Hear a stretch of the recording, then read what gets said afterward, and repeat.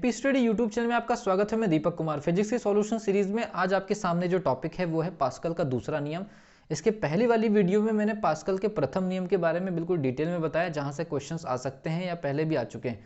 और आज हम डिस्कशन करेंगे पास्कल का दूसरा नियम। और इस पर्टिकुलर टॉपिक पर तो कई बार क्वेश्चंस आते हैं, थ्योरेटिकल भी आते हैं, न्यूमेरिकल भी आते हैं और कई टाइप से क्वेश्चन पूछे जाते हैं और एग्जाम्पल वाइज भी क्वेश्चन आते हैं। मतलब 3 से 4 लेवल के क्वेश्चन इस पर्टिकुलर टॉपिक में आपसे पूछे जाने की संभावना हमेशा रहती है।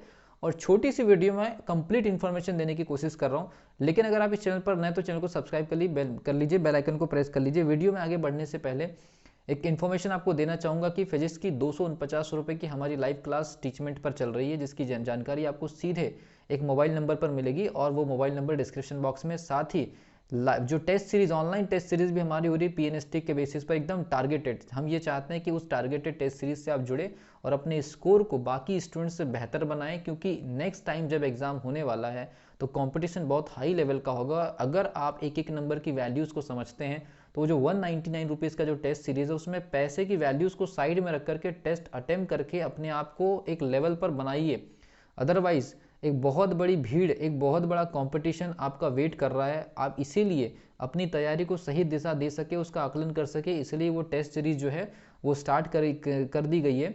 मतलब उसका जो सिलेबस है वो स्टार्ट हो रहा है। ठीक है भी, तो सभी स्टूडेंट से रिक्वेस्ट है, अगर आप अपना आकलन करना चाहते हैं तो उस पर्टिकुलर टेस्ट सीरीज से जुड़ने की कोशिश करिए। अप्रूवल स्टार्ट है, एक पूरे टाइम टेबल के साथ स्टार्ट होगी। और लेकिन उसमें एक लिमिटेड सीट वाला भी प्रॉब्लम है। अगर आप जल्दी से जल्दी ज्वाइन करते हैं तो आपकी जो सीट है वो बुक हो जाएगी। ठीक है, उसके बाद अगर मान लीजिए लेट अगर हो गए तो उसके बाद फिर हम उसमें कुछ कह नहीं सकते, क्योंकि वो सारी चीज़ें जो होती है कुछ टेक्निकल इश्यूज़ की वजह से लिमिटेड सीट के लिए होती है। ठीक है, तो आज हम डिस्कस करेंगे पास्कल का द्वितीय नियम।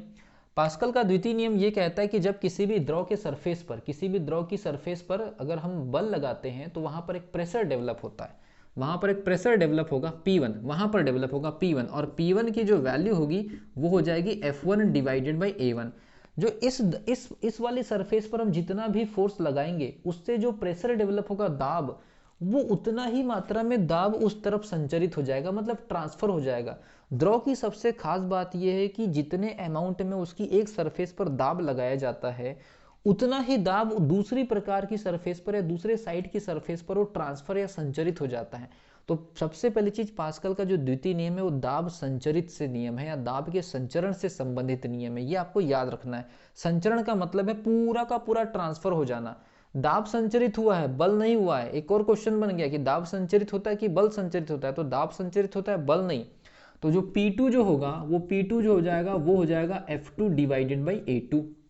तो इस कंडीशन में क्या मिला, P1 is equal to P2। इसका मतलब ये हुआ कि F1 divided by A1 is equal to F2 divided by A2। और इसको ऐसा भी लिख सकते हैं, A2 divided by A1 is equal to F2 divided by F1। इसी को हम बोलते हैं MA। MA का मतलब होता है मैकेनिकल एडवांटेज, या इसको हम बोलते हैं यांत्रिक लाभ। यांत्रिक लाभ। अब यांत्रिक लाभ का मतलब यह है कि यहां पर आप छोटे से क्षेत्रफल पर कम से कम बल लगाइए और वहां पर बड़े से बड़े क्षेत्रफल पे ज्यादा से ज्यादा बल मिलेगा। मतलब एक छोटा सा क्षेत्रफल आप अपनी तरफ से लीजिए और उसमें कम से कम बल लगाइए, तो उससे जो छोटा क्षेत्रफल होने से प्रेशर ज्यादा बनेगा और उस तरफ आपको ज्यादा प्रेशर ट्रांसफर कराने के लिए ज्यादा बड़ा क्षेत्रफल रखना है। तो ज्यादा बड़ा क्षेत्रफल अगर आपने रख दिया और दाब तो जितना बना है उतना ही शिफ्ट हो जाएगा, जबकि आपने क्षेत्रफल बढ़ा दिया तो मजबूरी में स्वतः ही अपने आप ही F2 की वैल्यू बढ़ जाएगी। और F2 की वैल्यू अगर बढ़ गई तो उधर हमको एक्स्ट्रा रिजल्ट के रूप में ज्यादा बल मिलेगा। और यहाँ पर सरफेस भी बहुत बड़ी है, तो इस प्रकार से बड़ी बॉडीज को हम उठाने के लिए इसका इस्तेमाल कर सकते हैं।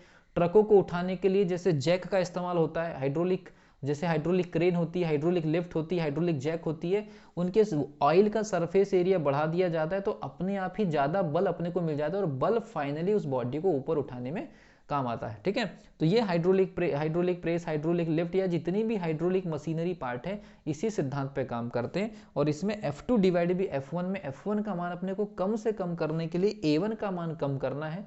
A1 कम से कम होना चाहिए तो अपने आप F1 की वैल्यू कम हो जाएगी।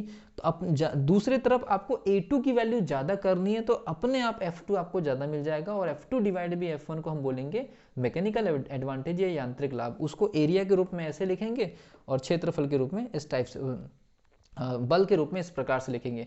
और मैकेनिकल एडवांटेज की वैल्यू एक से ज़्यादा होनी चाहिए, और एक से जितनी ज़्यादा होगी मैकेनिकल एडवांटेज की वैल्यू, याद रखिए mechanical advantage is very very greater than 1। Mechanical advantage की वैल्यू एक से जितनी ज़्यादा हो जाए उतना अच्छा होगा, कम से कम बल में भारी से भारी मशीन को उठाया जा सकता है।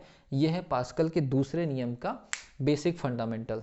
और पीएनएसटी में इस पर्टिकुलर टॉपिक से ऐसे ही क्वेश्चंस आते हैं, directly formula base, example base, या फिर उसकी क्रियाविधियों से या मैकेनिज्म से रिलेटेड कोई छोटे मोटे जो बेसिक कॉन्सेप्ट आ जाते हैं, जो कि मैंने लगभग कवर कराने की कोशिश किया है। ठीक है भाई, हमारी लाइव क्लास में इन पर्टिकुलर टॉपिक्स के बारे में डिटेल में डिस्कशन होता है। अगर आपको ज्वाइन करना है तो मैंने इसके बारे में वीडियो के स्टार्टिंग में इन्फॉर्मेशन दे दिया हूँ।